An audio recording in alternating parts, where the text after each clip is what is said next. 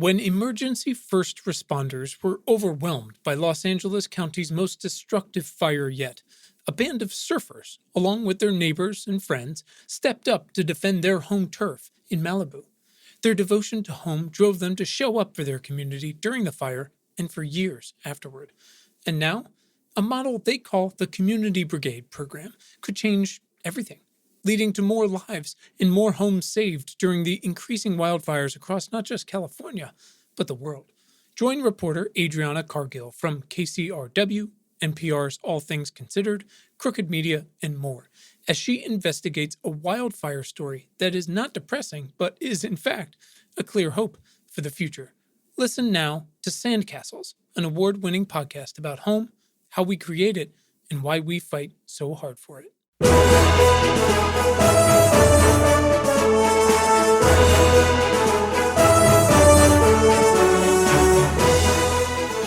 Welcome to Important, Not Important. My name is Quinn, and this is Science for People Who Give a Shit. We give you the tools you need to fight for a better future for everyone. The tips and tricks, the context straight from the smartest and just most amazing people on Earth, and the action steps, of course, that you can take to feel better, to support them, and to fight for a better world for everyone. Our guests are authors and professors, scientists, journalists, doctors, policymakers, business leaders, CEOs, investors, astronauts, even a reverend. This is your friendly reminder that you can send questions, thoughts, and feedback to us on Twitter @ImportantNotImp, or you can email us at questions@importantnotimportant.com. You can also join thousands of other smart folks and subscribe to our free weekly newsletter at importantnotimportant.com. Folks, this week's episode is asking, hey, what can we learn from plants? And our guest is the tremendous Dr. Beronda Montgomery. She's the author of the new book, Lessons from Plants, from the Harvard University Press. Folks, her book and this conversation were incredible. So thoughtful, so practical, so eye-opening. I'm truly not sure if I will ever look outside my window, down at the ground, at a vegetable, up at a tree, or at the ability to mentor, to share space, or to parent intentionally the same again. I'm so thankful to Dr. Montgomery for taking the time, for writing this book, for all the work she does, and for sharing this stuff with us today. So please enjoy my conversation with Dr. Beronda Montgomery, author of the new book, Lessons from Plants. Our guest today is Dr. Beronda Montgomery, and I am asking her, what can we learn from trees? Dr. Montgomery, welcome. Thank you so much. It's a pleasure to be here. No, you say that now. Give it an hour. Dr. Montgomery, could you tell us real quick who you are and what you do? Yeah, so I'm Beronda Montgomery. I'm currently a faculty member at Michigan State University, but I've been a writer since I was about 4 or 5, if we listen to my mother. Sure. But I'm at Michigan State. I'm a professor of biochemistry and molecular biology, also microbiology and molecular genetics. All that to say, I study photosynthetic organisms, plants, and some bacteria, and try to understand how they know what's going on around them and translate that to good behavior and productivity. So was one biology not enough for you? You had to do like 6 of them? No, I think I must be a good colleague because I call it the Share Beronda plan. I keep getting jointly appointed in multiple departments. So either I'm a pain in the neck and they all want to keep an eye on me, or I'm a good colleague, or both. I'm sure it's good colleague, but it's just like, boy, sometimes I feel like I have 2 jobs. You've got 12. Yes. That's awesome. Well, we really appreciate you joining us. We're going to dig into this thing, find out more about you, why you do what you do, how you do what you do, what we can learn from it. And then sort of our bread and butter is, as we like to say, action steps that folks can take Awesome. to support you, to do the right thing. We try to, in a world where everybody is very busy, there's 1,000 literally and figuratively fires everywhere, and people are being pulled in a million directions. We try to give them really specific action steps they can take to make themselves feel better, but also to, build a better world for everybody. That's great. That's great. Some folks. So we'll get in there. But we do like to start with one important question, Dr. Montgomery, to set the tone for this wild ride. instead of saying, tell us your entire life story, I like to ask, Rhonda, why are you vital to the survival of the species?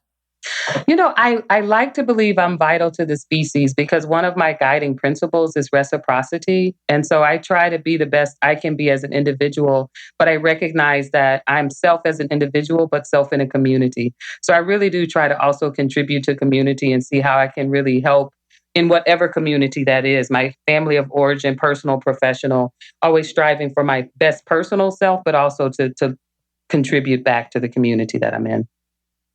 Well, that's very thoughtful. Are there days where you would prefer plants over people? Uh, yeah, I figured. Absolutely. It's funny you say that. It's actually how I became a biologist instead of going to med school. So growing up, everybody was like, "You should go to med school." I'm like, I Mhm. don't want to deal with people every day. I want sometimes I just want to sit in the greenhouse with plants or in the middle of a Right. forest or something. So there are days where plants are much better companions for me than people. I feel that way about my rescue dog, and then sometimes I feel like even he just walks away from me, and I'm like, "Well, what? I got nothing. Like my kids don't pay attention to me. My dog's not interested." That's how I feel when one of my plants dies. I'm like, what is this? No. Right. You're all I've got. Well, thank you for that thoughtful response. I really appreciate it. So I want to dig in and try to answer this question, which you have already answered a number of times throughout this book and throughout all of your work and being a part of 7 different departments. Yes. What can we learn from plants, and not just in some theoretical way, but in a really applicable way? Because, as we talked about, people they're confused a lot these Yes. days. They're also more activated than they've ever been. They feel pulled in a lot of different directions. And when you're doom scrolling or you're trying to figure out what to do with your life or whether to have kids or how to raise your kids or where to live or which of these problems to do or, whose GoFundMe you need to contribute to Yes. because the medical system's broken. It's easy, very easy and understandable to just flail, essentially. Yes. And we all do it. But you have taken great strides to emphasize living a life, a very specific, constrained life with purpose. And you managed to translate those examples in such a wonderful way. So I'm excited to dig in. I've basically dog-eared, like every other page in your book. Oh, wow. Thanks. It's the best. I just sit there reading like, what? That's crazy. Yeah. But I want to talk about your first sentence because it is Yes. a such a fascinating but also crystal clear thesis for the rest of the book, which is imagine a life in which one's entire existence must be tuned and tailored to the changing and at times harsh environment. And then the clincher is a life in which there is no potential for escape.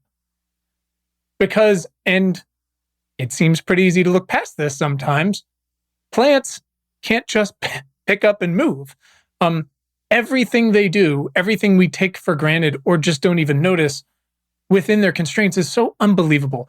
I wonder if you can explain to folks to start what you mean by developmental plasticity and why it's so vital. Yes. So the best and probably most common example of developmental plasticity, most of us have noticed in our home. And that's when we have a plant that's growing and you notice that it's bending towards the window. So that really, developmental plasticity is a change in your growth pattern based on what's going on around you. And I love to use that one because many of us have seen that and we'll just rotate the plant and not think much of it. But that's really the plant responding to bending towards the light. So light is everything for plants because they use that for photosynthesis to make sugars, and sugars are their currency, like our dollars. So they use those sugar as their monthly energy budget to drive their growth, to drive their communication, to drive all aspects of what they're doing. And so they will change their growth patterns. We move, but they can change their growth patterns to make sure that they're able to get what they need. And so that's the most common example. But in the book and other places, there's so many different examples of developmental plasticity.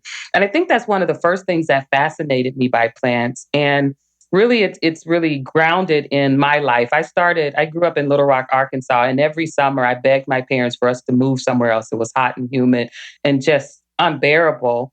And now I live in Michigan and I look at the plants in the winter. And it really was that fascination with, I can't even stand this temperature range for a few seconds, but the plants are living there and making the most of it and really being driven to understand how they were doing that. But yeah, that developmental plasticity is fascinating to me about plants because we as animals don't do anything as visible as they do in terms of changing their development.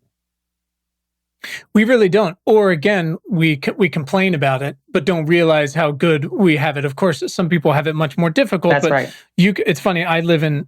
I have spent the past. I was born and raised in Virginia, and I've spent the past 20 years bouncing around. But the past 12 years in Los Angeles, my wife and kids, where everything is on fire. But that now we're back in Virginia for now, and I always describe it to folks as, if you come and visit during the summer, it is hot and it is sticky.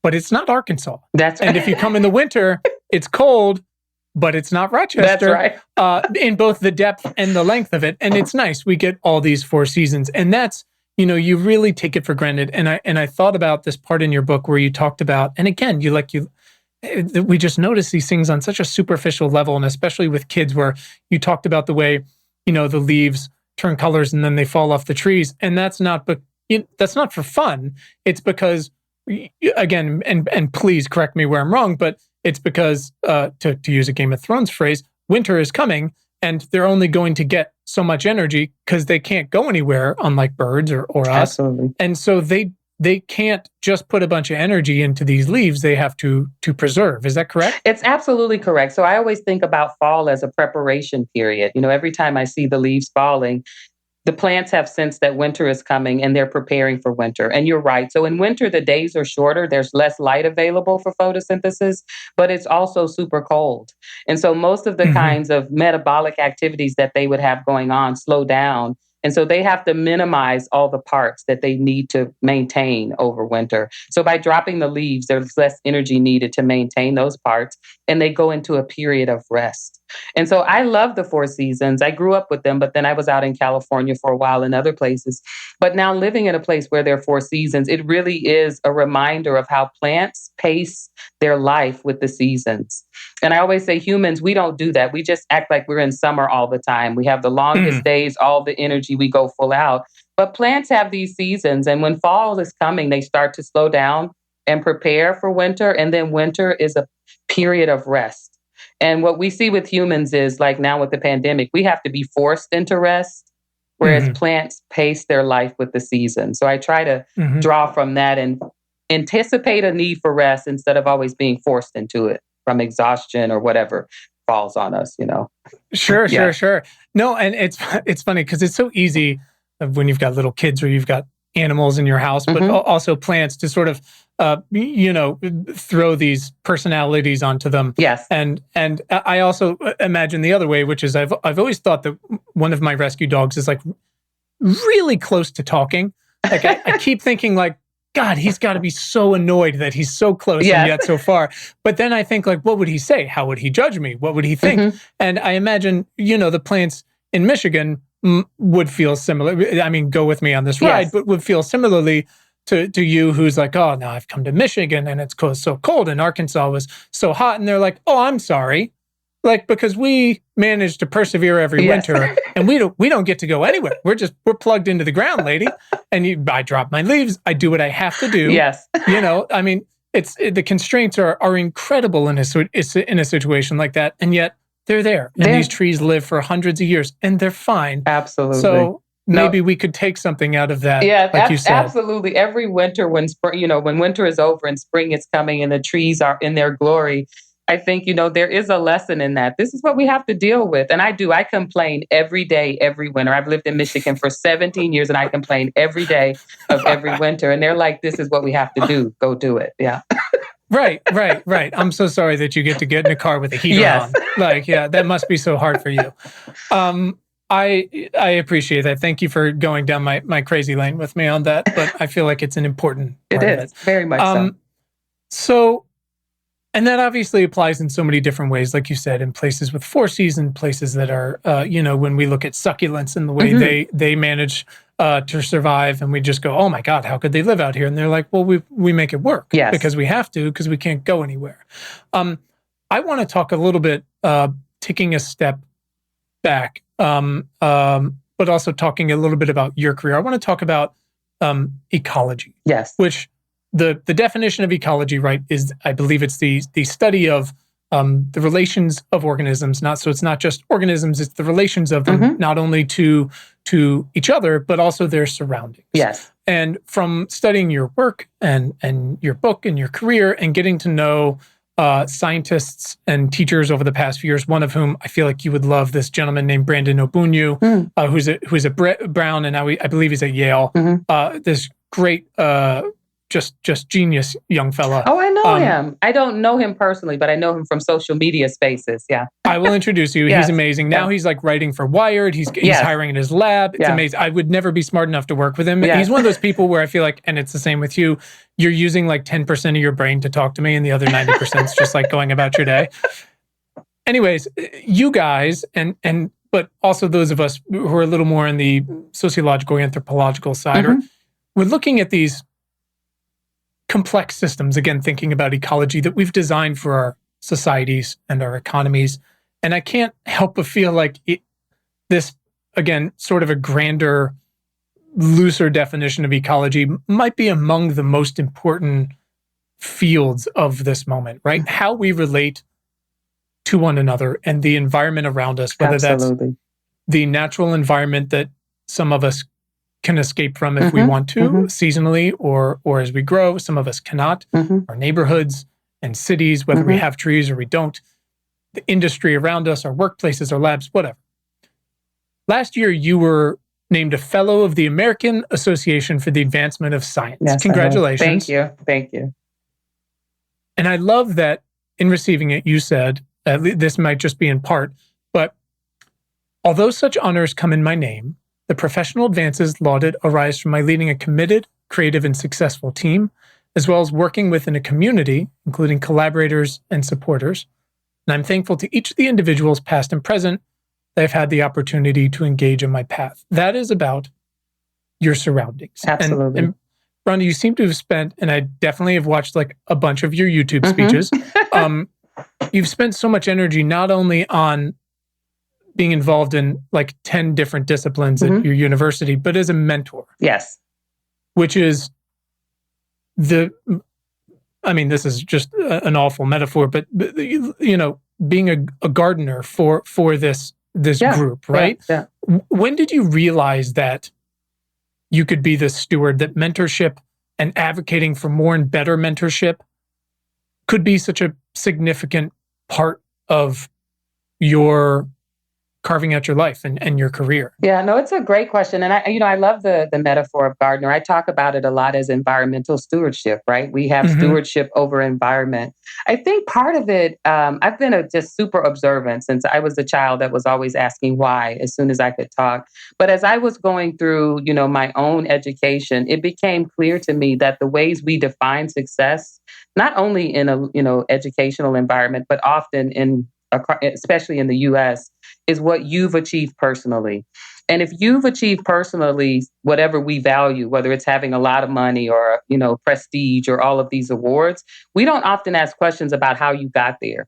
We don't ask the people that you work with whether they were honorably treated, whether you were compassionate. And in fact, along my own studies, I saw a lot of people who were being really put on pedestals as, the science geniuses, who the students who worked with them had been damaged in the process. And really early, it became clear to me that I wanted to hold myself dually responsible for what I did, the papers I produced, whatever awards I got, but how I got there. And it wasn't okay for me to get to whatever seemed like success, having damaged people along the way. And I think, part of that is founded I grew up in a family where we all, I'm one of 5 kids, and my mom would always say, well, what did you do today to help your brother or sister? And I'm like, well, can we talk about me for a minute? And she's like, no, we're a family. So part of that's, in my own socialization. But I do think also part of it, having come into higher education as a Black woman, I've trained in institutions where I've often the only one. I had to study the system that wasn't built for me to be successful. And I realized that kind of communal care is one area that there was a lot of work we needed to do. So very early, I said that whatever platform I got, whether it was a good job or an award or whatever, it was never for me to stand on it and do a one-woman show. I wanted that platform to do a community-based play. And I think that even though we kind of put on a platform individual success, we all know that we get there as a group, whether it's someone who cleans the building you're in or who cleans your studio or your house, or you can't accomplish any of those things without the community.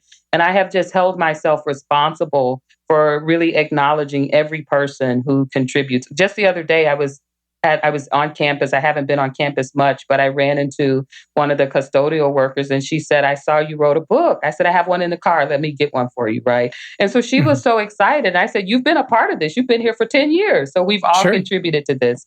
And that's just something I really feel it's important for me to hold myself responsible for. It seems like this example that people use, and I'm going to use again, and it seems such a lowest common denominator argument in the sense that, I try to take these complex systems and dial them down to first principles first to understand, like, what are the immovable parts that we can't argue about? And then what are these biases we have to take apart that are on top of them? And at the same time, you see these examples, especially, I mean, in the past 25 years, but especially, and then over the past year, there's just immense amounts of wealth and inequality in this country, and people saying like, okay, how could we don't want to raise taxes on the rich, ignoring that they're historically low, or on corporations or services, whether it's emergency relief or it's actually proactively building better ones. And you see these people, and we ask these quote unquote leaders that run these massive companies, profoundly wealthy and successful companies, and we hold them up and they argue against these services or public schools, and we're just like, I'm sorry, do you use stop signs? Yes. Or the police department? Absolutely. Or fire people? Or have you ever had a child in an ambulance? It's like, which part of the structural, like, actually, you want to talk about infrastructure? The infrastructure of our country, do you not participate in that you feel like 2 cents of your dollars shouldn't go to? And obviously that's the much broader period, but like you said, this woman that works in the janitor services, like, you can't do your job without the work that she does, and that is applied everywhere.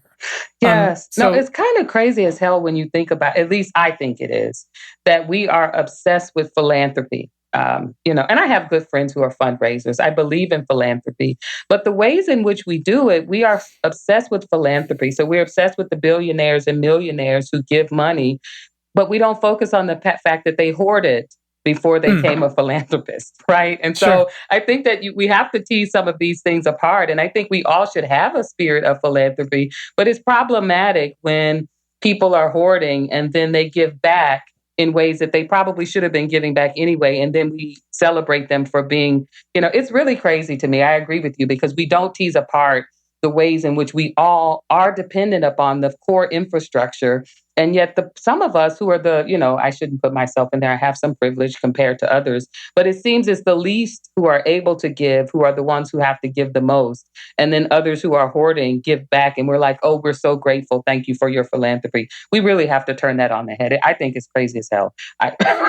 Yeah, no, I mean, I'm fully with you. And I feel like we could have a whole other conversation about this, but and again, without getting too fired up about it, I mean, it's true. You see, oh, look, they gave this donation to this university or to this climate change fund or whatever it might be. And it's like, yes, but they don't pay taxes. Yes.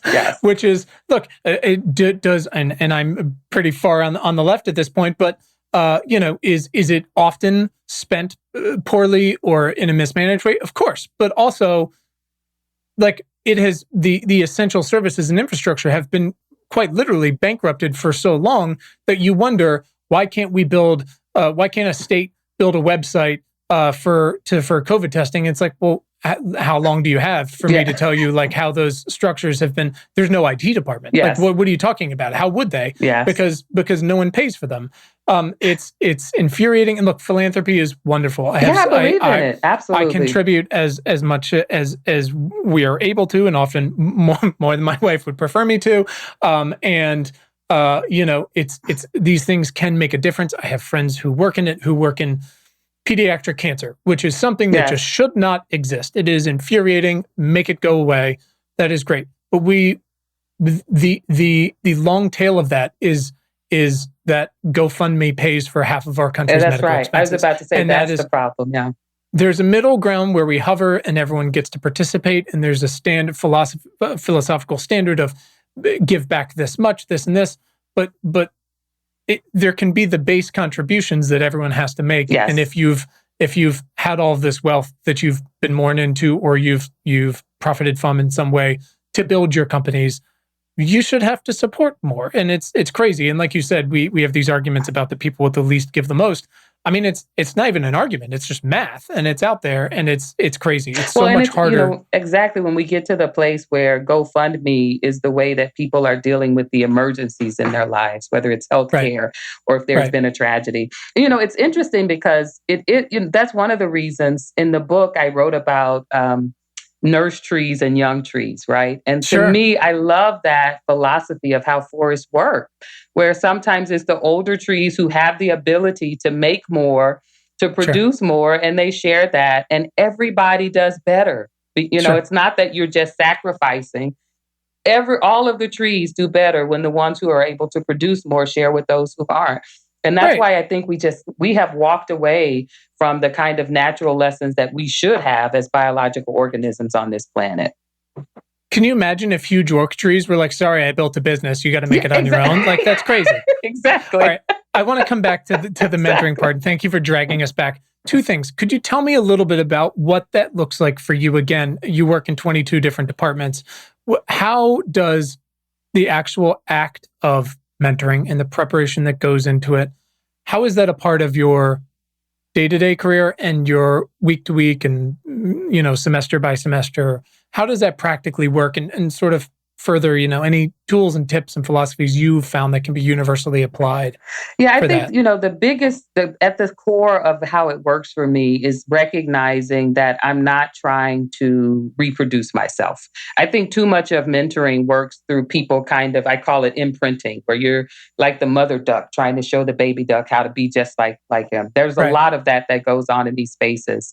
And I think early what I realized is that some of that is well-intentioned. I think most people, when they're happy doing what they do, they assume someone else would be happy doing what they do. But at the core of my mentoring principle is to understand that I've built a life that makes me delusionally happy. I really love my life for the most part. I have my days, right? But I really love and so what I try to connect with people and understand is what is the thing that would make them as deliriously happy as I am, not doing what I do. So I really do try to get a sense of why people have decided to be in a particular space. If it's working with me in my laboratory, why did you join the lab, and where do you want to go after this?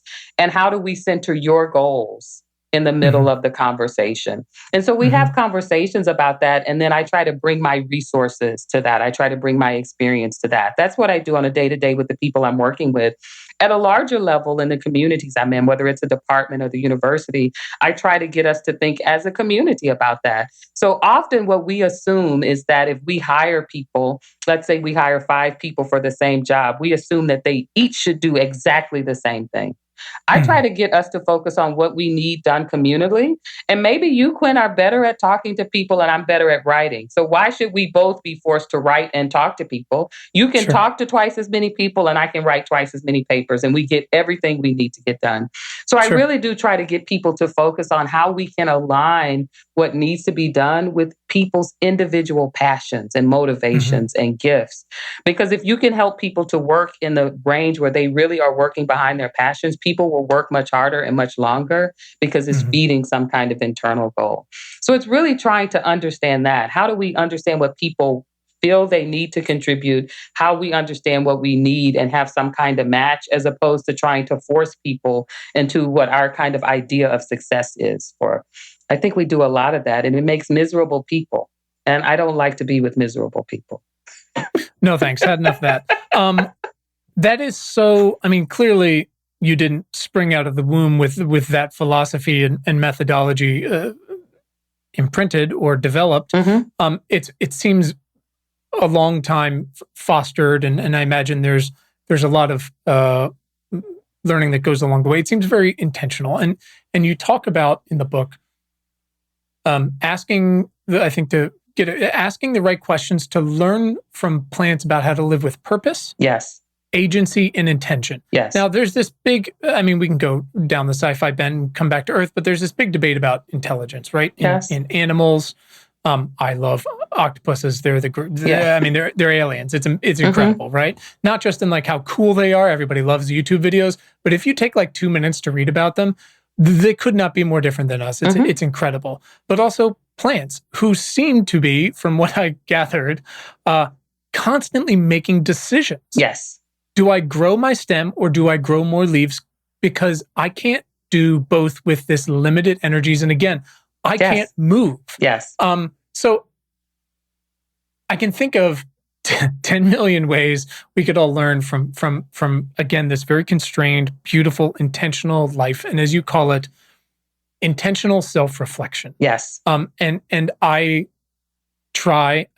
fail often as a dad, asking myself, and it's really hard in the moment, again, when they're young, I'm sure you remember this, and I imagine it's the same with a teenager though too, am I acting and parenting with speed or direction? Yes. And I wonder if you can talk a little bit, because you keep talking about everybody else and being this shepherd.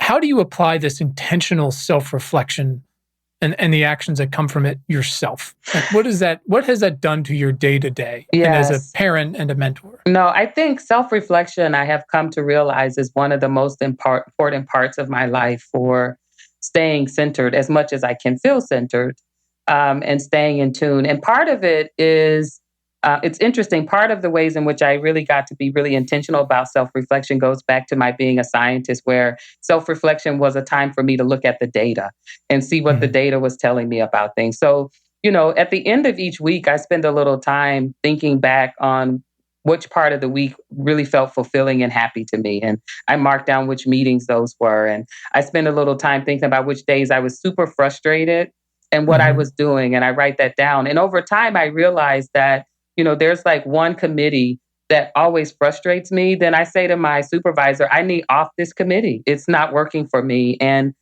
sometimes there are things that you can't get out of. And so I think about people who I enjoy being around. And if there's something I can't get out of, I go to the list when I've reflected on when I spent time with this person, I always laughed, or I felt like we worked well together, collaborative. We came up with good ideas. And so I really do try to reflect on that. And if there's something that I can't get out of doing that I don't enjoy, then I try to draw people who I like being with into doing that with me. And so I'll show up to the meeting knowing that I don't want to work on the meeting, the topic of the meeting, but I get to hang out with people that I like. And so I think those kinds of reflections, when are there times that I'm doing what I love to do, and how can I bring more of that into my life? When are there times and spaces where this really it feels painful, it's not rewarding? How do I get out of that? And then who do I like to be with? Or not even that, who do I work well with? Because a few years ago, I started writing with a friend of mine who I like to be with, and we both realized that our writing got horrible because we were not good writing partners. And so, sometimes you have to figure out who am I productive with. But I really do take little notes. It doesn't take much time. At the end of the week, I spend 10 minutes just making notes about things. And then over time, I'll sit with that. But at the end of each year, I take a retreat and ask, when was I deliriously happy this year? When was I not?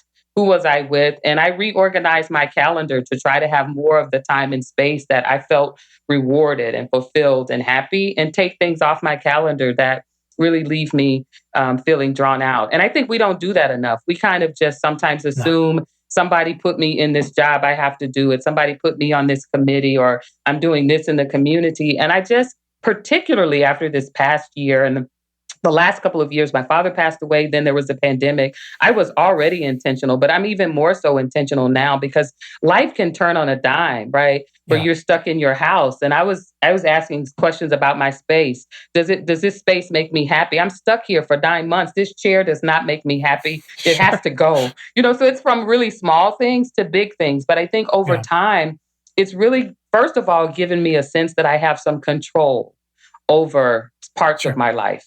And even the parts that I don't have control over, I have control over who I do those things with, which still gives me a sense of control about being in that space. So that kind of self-reflection has been so important for me to feel grounded and hopeful and like I have agency on a day-to-day basis. And again, like those are all a list of things that I feel like I have written down in some Evernote file to do at some point or to do every week. And then I make myself feel guilty that I didn't do them. Whole different therapy session you don't need to be part of. But it matters. And then, like you said, it becomes, and I don't want to be so cold about it, but if you sit once a week for however many, 15, 20, 40 weeks in a row, and you notice that this meeting is making you unhappy, that's data. That's right. And now you go, oh, that's out of here. Yes, absolutely. But it's so funny. Like we are so lucky. And again, not everyone is this way by any stretch. I mean, we saw, how many folks on factory meat lines were not able to get out of their jobs this year, or to not say like, I don't want to work with Sam because they're first to process 1,500 pigs an hour or whatever next to whoever and be exposed. But a lot of us do have this choice. And I think, like you said, we don't always get to choose the people, right? Sometimes it's family. That's right. There's us getting out of some of that. But sometimes, like you said, it's your friend and your writing partner. It's like the friends that you can be amazing friends with, and you vacation with them once, and you're like, oh, we're not doing that again. We can keep being friends every week. Right. It's so great. We're not doing this thing. And that's fine. And we're on the same page. That's great. But again, how lucky are we? Because plants don't get to do that. They don't get to go like, well, Sam the wildflower, like, not interested in this guy. You can't move.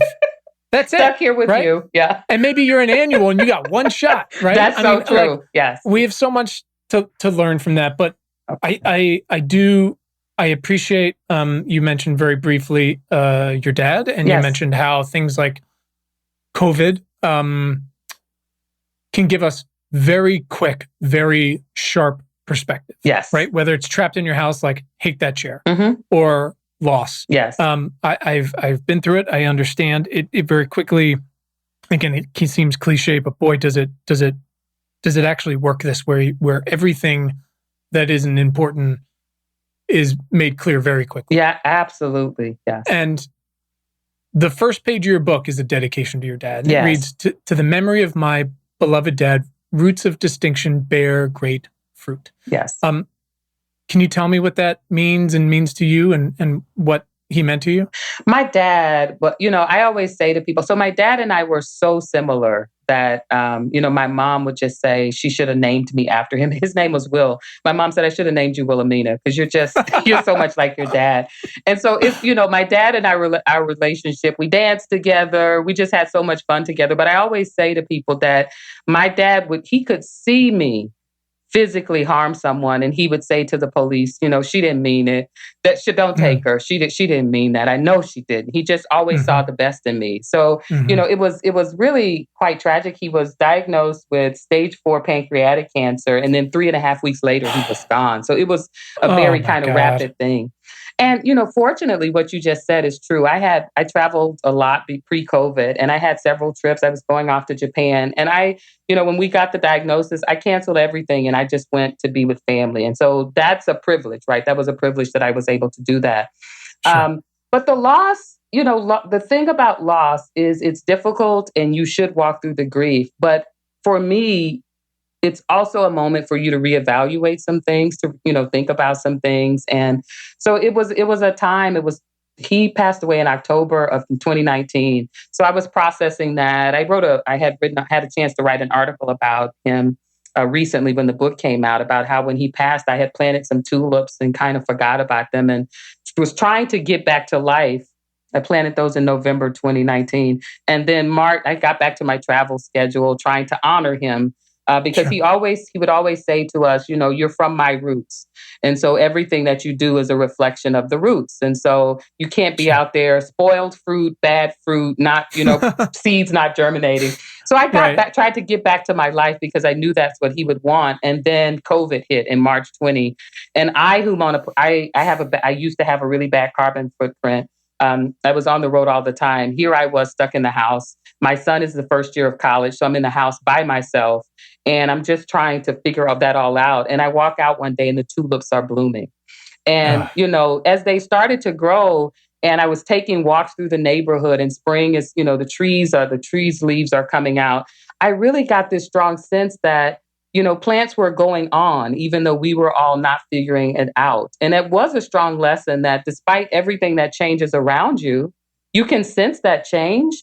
but you have to figure out how to move forward in your purpose. You have to move forward kind of single-mindedly, recognizing that the change is there, honoring the loss. I love to say we haven't done enough national honoring of the nearly 600,000 Americans who've lost their lives. And you need to grapple with that and then figure out how you move forward, honoring what the interaction with all of those beings has done. So for me, I have to move forward with joy and hope and find a way to dance again, because that's what my dad would have wanted. And so I do think that the plants kind of going about their purpose was a daily reminder. You've got to figure this out, how to go about your purpose and bear the fruit that really will be the kind of evidence and legacy of the roots that he has served for served for. That's amazing. Well, I'm terribly sorry for your loss. Cancer is something else. Now he seemed to use a lot of plant metaphors. Was your dad as well into the into botany and biology and? Yeah, both my parents are, I would say, amateur botanists. So they grew up in rural Arkansas. Actually, my parents grew up in the Jim Crow South. And they grew up at a time where it was not uncommon for them to be pulled out of school to work in the agricultural field. So they have that kind of, not great history with plants, but they both loved plants. And my father worked for years at a bank. And then when he retired, he was a vegetable gardener, and he didn't sell them or anything, but he just grew huge vegetable gardens and would, deliver tomatoes and everything to people in the neighborhood. So he really loved plants. And my mother also has a beautiful green thumb. And so they do, I did kind of grow up with this parents who were connected to plants, even if they weren't the plant scientists in the technical way that I am. Sure. That's awesome. It is a fascinating and obviously very complex history, but I'm glad that you've found some sort of beauty that you're able to pass on to it. Now, what about this feral teenager that's been trapped at home with you? Does the plant life extend to him? Is he how does this part of him and I guess how do these lessons that you've picked up this year and over the past 2 years and over all this mentorship, how does that apply to your relationship and how you're continuing to try to raise him as he goes off into the bright world? There are certain things that, I've learned from plants that has really impacted the ways in which I think about engaging with him. And, sometimes I go to the default. As parents, we just, we want to mold and kind of, we almost want to treat our kids like topiaries, right? We want to just prune them until they look exactly how we. And so I'm very bad at that. I have tried to understand that he has his own kind of agency. But one of the things we did, and I did write about this in the book, when he was not quite one, we bought a tree and planted it and said, this is your tree. And, we have used that as a touch point. He hasn't shown the greatest, he'll help me plant some things. I think it's more to hang out with me, but he doesn't show his own kind of connection with wanting to grow plants. But that tree he has watched over the years. And, he was home for the Christmas break and he was looking at it. He's like, I'm taller than the tree now. And so, we've had these lessons over the years where we watch its growth. There was a few years that it wasn't growing and we figured out something was going on and it had a disease that needed to be treated. And he himself, reflected on how plants have this great healing power.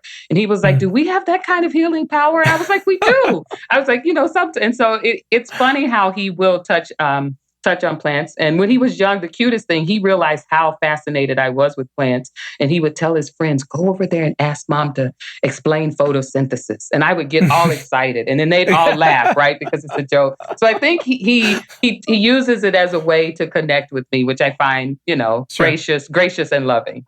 Sure. I mean, that's what my children do, but with action figures. So I'm glad that yours is a much more productive and... They figure out how to get you going. I know. My poor wife looks at my oldest and just sees a little copy of me, and I think she's just like, great. That's all we need. More of that. 2 of you. Yeah, perfect. We are in this, and I imagine you see this quite a lot with the work you were doing with living things in the ground. We are in this climate crisis, right? We are starting to come out of COVID, at least the way we've experienced it so far, right? This thing is going to be with us in a number of different ways for a long time.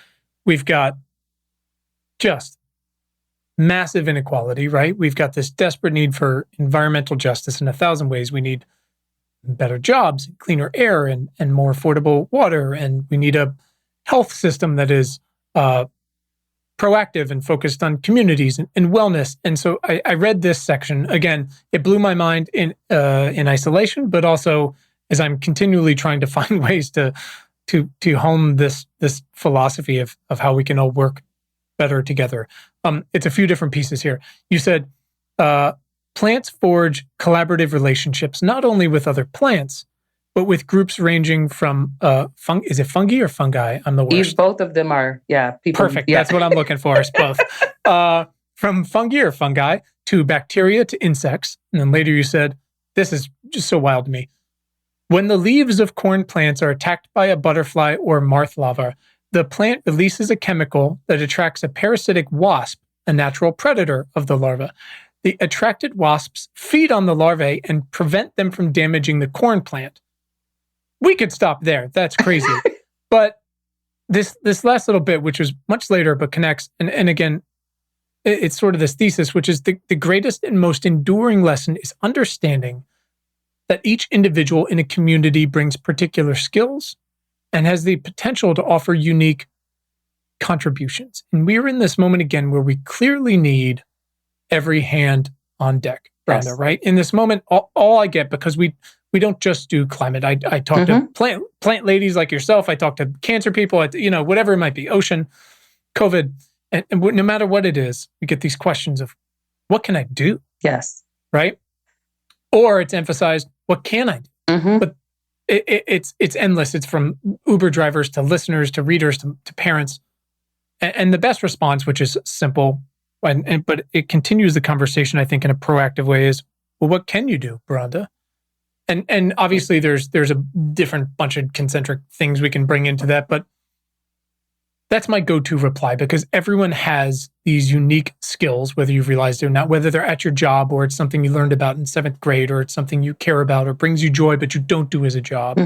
Or it's your lived experiences that are entirely different from mine, which is something I try to emphasize, especially with this show, because I'm about as privileged as you can get in history.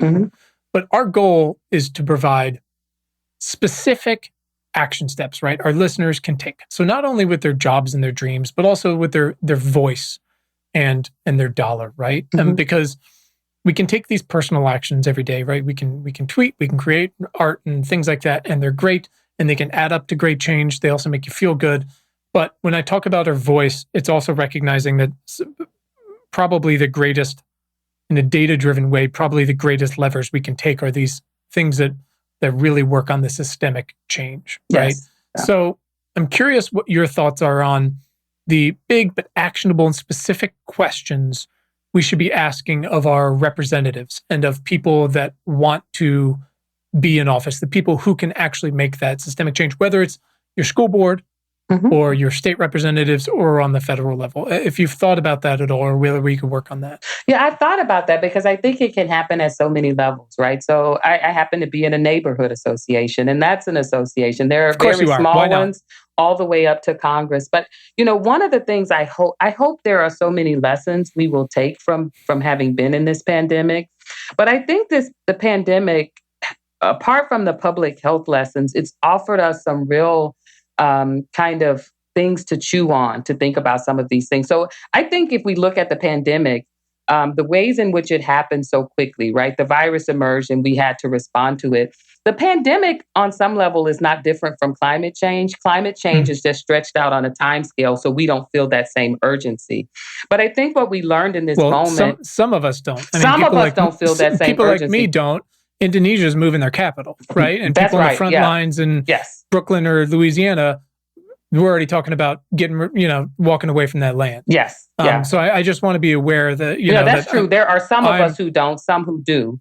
Right. But I think more of us could, if we we couldn't ignore this, because it was so condensed within a time. Climate change is as important, if not more so, but we don't have that same kind of in-our-face urgency. And I think that what, the lesson about, the parasitic wasps that come in to attack the pest of the plant, any other example that you use, there are a few things that emerge from that to me. One, you have to recognize that there's a problem, right?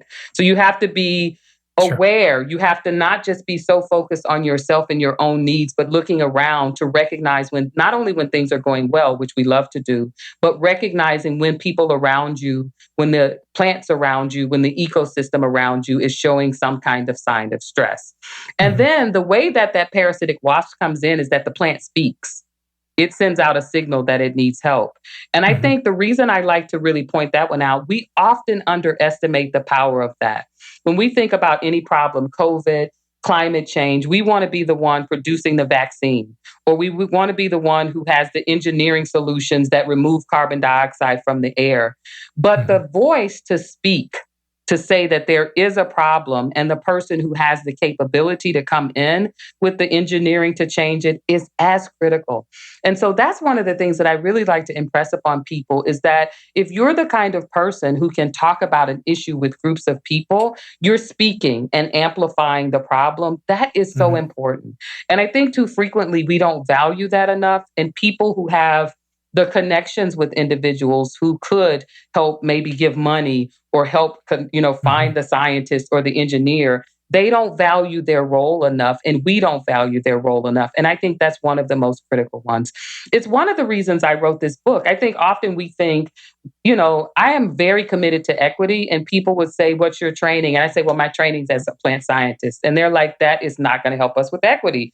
But but you're also a Black woman in academia. It's I am. But I also think that even the plant knowledge itself, right, is something that, and so I really think for people to think about what is their lived experience, what's their personal experience, that's what really resonates with people when you're talking about something from a personal, passionate experience. And so I think really getting people to speak up. I think often, we were talking before about the big philanthropists who give millions of dollars and they're in the news. But, there are some weeks where I say to my son, we're not having any Starbucks lattes this week. Whatever we would have spent on that, we're going to look around our community and find someone who needs help. And that's what we're going to do. So I think we also have to think about the small ways, the voice we have, the small ways we can give, even if what you're giving is showing up to hand out water to someone because you don't have the voice to do something else. And that's one of the things I really like to get people to think about is if you look at an issue, let's say it's voting. What happens for us to increase voter registration? It's not just being Stacey Abrams. It's the people who are knocking on doors. It's the people who are and so I really like for people, whatever issue they're interested in, to study it from top to bottom, ask what goes into that, and don't just focus on what the big things are that have to be done, but whether you can show up and clean up a parking lot after an issue, if you can show up to mark. So I think that's what's really important, is teasing apart everything that goes into an ecosystem of an issue and asking which parts of that can I contribute to? Because I think too frequently we feel that what we have to offer is too small or not as impactful, or we're not the ones on the front page, but none of those things happen. Stacey Abrams can't get her work done without an army of people behind the scenes. Of course. And we have to be willing to be in that army, as well as, if we have the gifts and skills, to be the one on the stage. Yeah. And it's so important. And I feel like I have that. Thank you for sharing all that. You're just like the most well-considered person. It's not just, hey, what are your skills, right? Not just what can you do? It's what are you comfortable with?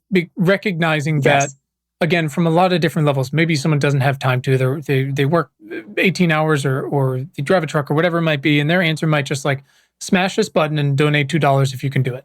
Or it might be, one of my good friends, all he wants to do is help as much as he can. He already does so much with his job, but it's like, all right, go knock on doors. Not comfortable with that. All right, what about phone calls? By the way, 3/4 of the time you get nobody picks up, right? So you can just bank it and leave a message. Great. You don't even have to interact with people. And he's like, pure anxiety. I'm like, great. You know what you can do? Because it's 2021, texting. Yes. There's text banks. Yes. And that's where you see after the Georgia election, or I'm in Virginia, what's happened in the past 10 years. You don't get at the end when your Stacey Abrams says, we texted, our youth texted 700,000 people, whatever. You don't get that by one person at the top, by Stacy doing it or whoever it might be. It's everybody. You can do it from your couch, in your sweatpants, with your plants, whatever you want. Like, there are so many different ways to do that thing. So it's asking, like, it's what are your values and what do you care about? Yes. Again, on a local level, no one's asking you to like go to city council and like bang on the gavel and make a speech. If you can and you're up for it, let's go. Yes. I'll drive you there. But like you said, someone's got to pick up the trash after that event so that you can leave a good footprint and you can show that like this is what we do and who we are, and that matters. Absolutely. What about if you have any specific suggestions for what someone can do with their dollar? Are there any organizations that you really love and you believe in supporting, whether it's locally or nationally or whatever it might be, where people can contribute in some way? Because again, that's the way whether it's on a big level or small level, the way some people are like to support. They like to look at it and go like, I'm such a big fan of this person's work. How do I support that? Or I really care about this thing. Who's effective that they love? No, one of the things that I do really recommend that people do, whether it's a national disaster or if it was in the middle of the voter registration or Black Lives Matter, I think too frequently what we do is give to the Red Cross, the National Red Cross. And I'm not saying you shouldn't give to the national organization, for sure, but local organizations are suffering. And so, one of the things that I love to do when there's ever any issue that's come up is to look locally for people who are doing that work and try to figure out how I can give to them locally. And I think that too many of us, I think about the millions of dollars that went into the Red Cross and the National Black Lives Matter, and they'll do good money, do good work with that. But the local organizers, many of the local organizers are the ones who are working 40-hour-a-week jobs or 2 jobs and still volunteering that work. And so, part of that is reaching out to your local organization, city council, to find out, who's doing that kind of work. But that's where I always go first. Local food banks, local organizers, to really try to support that on the ground work in your own community. I love that very much, because we talk a lot about, and again, I try as humbly and in a listening way as I can to bring in these lived experiences that are very different than mine. And it's so important that we pass legislation on a federal level that, we fix water pipes and we fix hunger and this like that. You have to feed people today. Yes. And that's where groups like Feeding America, or like you said, your local Black Lives Matter, the person who's working 40 hours at the place down the street or at the restaurant, whatever it might be, and then volunteering the rest of the time, like we have to support those here, because climate or COVID or water or hunger, whatever, it is inherently like such a local thing. And, we have this problem in the climate movement, which never ends. And I think a lot of it, not all of it, comes from good intentions, which is like personal actions are bullshit. They're not going to move the thing. Or, systemic actions don't matter because it's not part of your everyday life and it's never going to happen. It's too theoretical. And I think a lot of it comes from folks who've just had a history of working on it for a long time and feel scarred that nothing has happened, which I understand. It's like, hey, we only have so much energy, focus it on these things.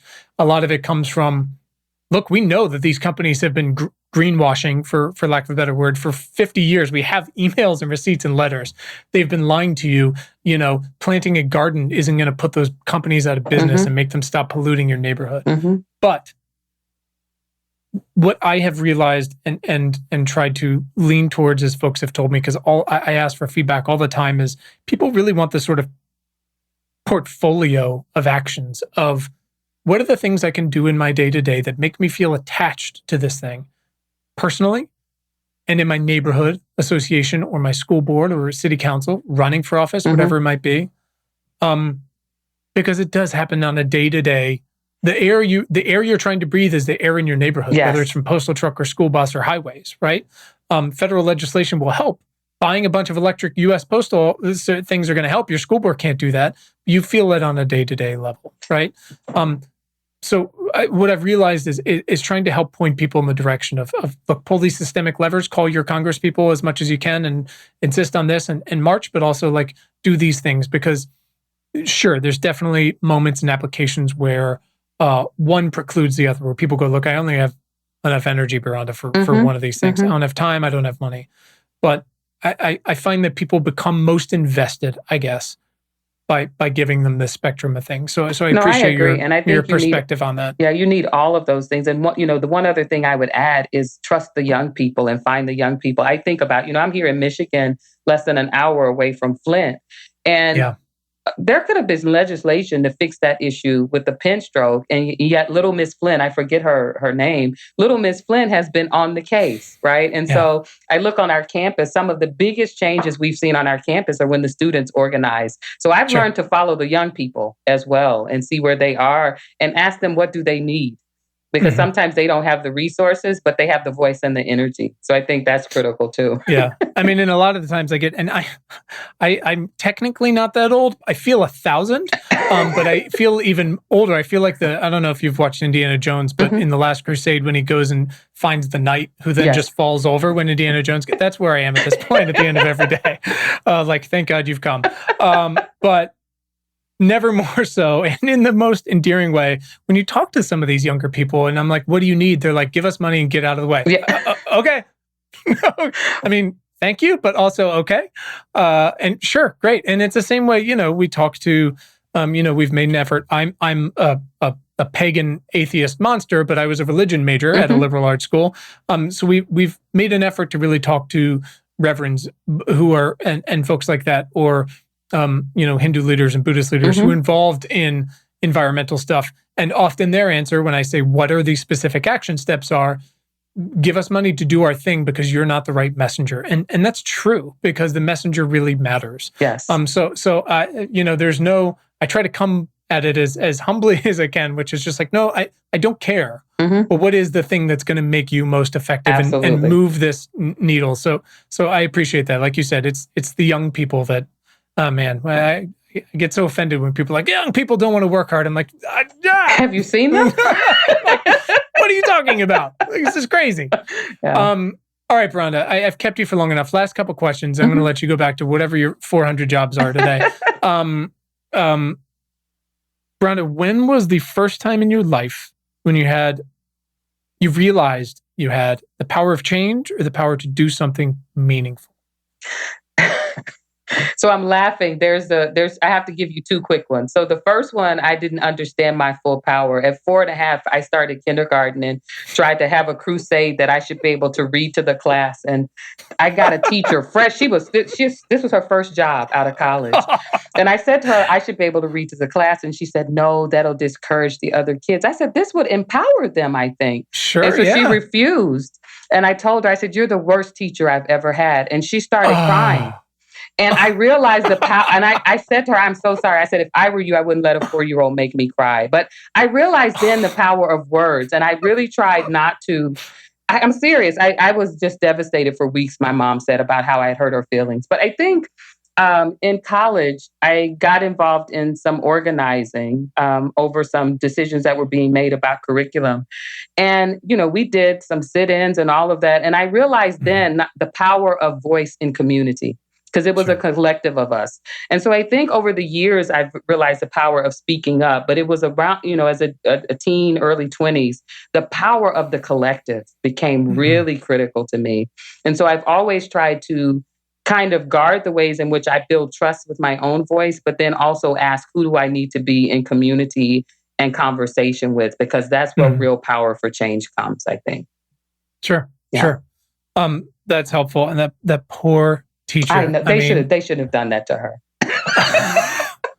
I mean, my daughter is, they're still doing Los Angeles public school remotely. We haven't gone back for 1,000 reasons, but her teacher is a first year trying to do kindergarten remotely. Oh my! During COVID for her first year, and some parents will get frustrated. And my mom was a kindergarten teacher, so I'm just like, you got to give this lady a minute. I mean, are you kidding me? Kindergarten, hard enough. Are you serious?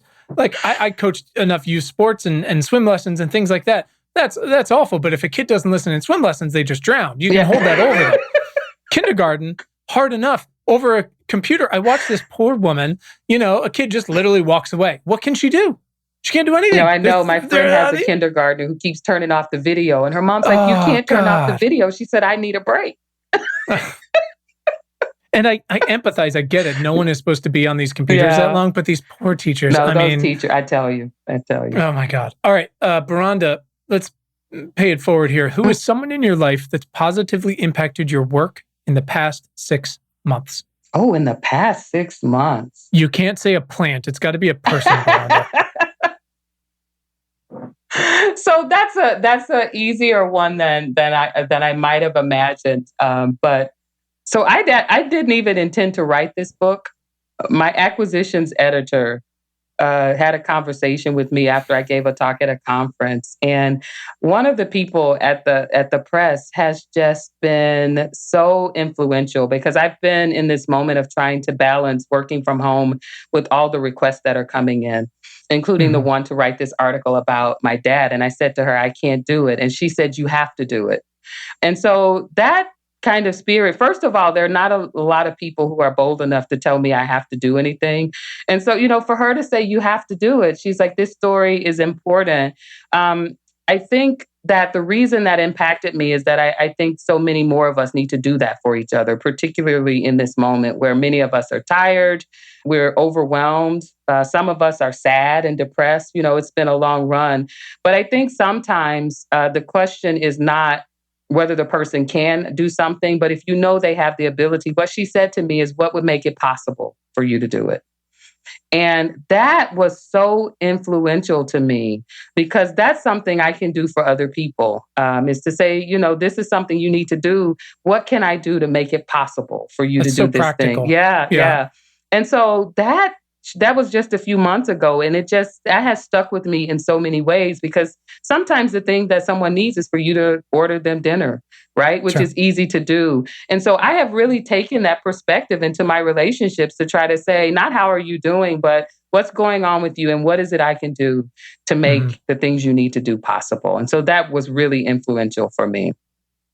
It's so practical, right? It's taking this, like, you can do it to that. My sister-in-law, who, not surprisingly, considering this, is a therapist and married to my brother-in-law, once told me, just sort of innocuous, that like one of the main keys to marriage is just asking, how can I help? Yes. And just how far that goes, it can be helpful. So I try to use that. Nobody listens to me anyways, but I try. I try.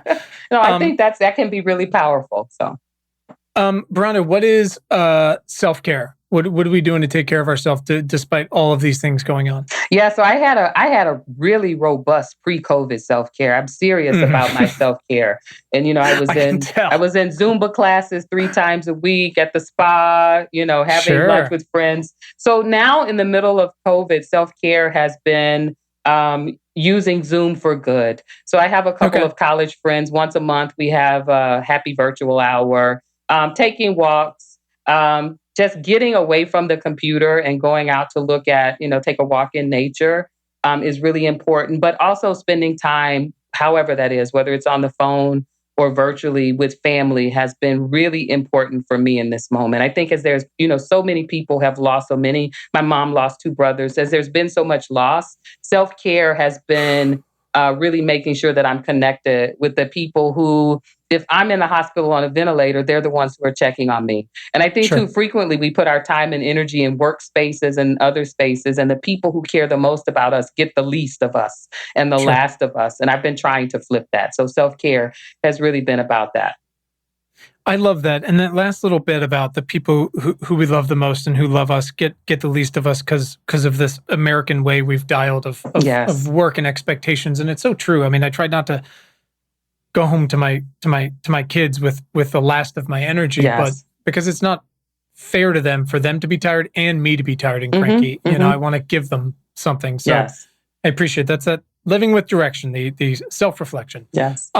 Last one. What is a book you've read this year that's opened to your mind to something you hadn't considered or changed your thinking in some way?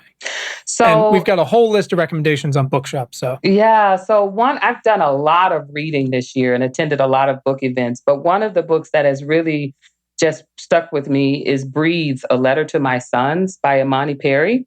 So she's a professor at Princeton. She's a mom of two African-American males. And she wrote this letter to them about everything, about how to find joy, even when there's other things going on. But she says something in the book that has really impacted me. She said that awareness is not in and of itself a virtue, that awareness has to be coupled with a moral imperative. And I think that fits to what you were saying about how, you like to talk about action. And I think a lot of us have had an awareness about so many things in this past year, whether it's public health or Black Lives Matter or whatever number of issues, climate change. But awareness in the absence of a moral imperative is not going to get us where we want to be. And so the book itself is brilliant, but she has a couple of nuggets in there like that are just life principles that really deeply impacted me. I love that. That's fantastic. Thank you for sharing. We'll throw that on the list, and I will add that to my list of books that just keep piling up that I'm trying to make my way through. It's a good problem to have. I know it could be worse. Like I tell my wife, my vices could be much worse than this. Clearly, support small bookshops. Yes. Beronda, where can our listeners follow you online should you choose to go that way? You sure. Can feel free to... So I'm on Twitter at Beronda M. I'm on Instagram at Beronda_M. And I have a website, BerondaMontgomery.com, where I drop blog posts every once in a while. So beautiful. Yes. Well, listen, thank you, Dr. Montgomery, for your time and your expertise and your life lessons here. I feel like a changed human.